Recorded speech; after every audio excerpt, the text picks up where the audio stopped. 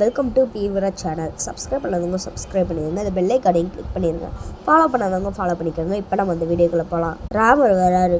இந்த பையன் யார்? புதுசாக இருக்கான், நம்ம லவண மாதிரியே இருக்கான். இந்த பையன் பேர் குஷன் அப்படின்னு சொல்கிறாங்க. சரி, இந்த பையன் யாருன்னு கேட்கும்போது இவங்க எதுவுமே சொல்லாத போது ஒரு தீயை மூட்டி இந்த தீக்குள்ளே நீனும் நம்ம இந்த 2 பசங்களையும் கூட்டிகிட்டு நீ இறங்கணும்.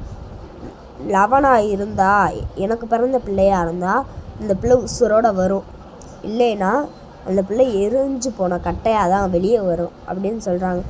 அதே மாதிரி சீதாதேவியும் 2 கையையும் பிடிச்சிக்கிட்டு தீக்குள்ளே இறங்குறாங்க. இறங்குனா உசுரோட வர்றது லவன் மட்டும்தான்.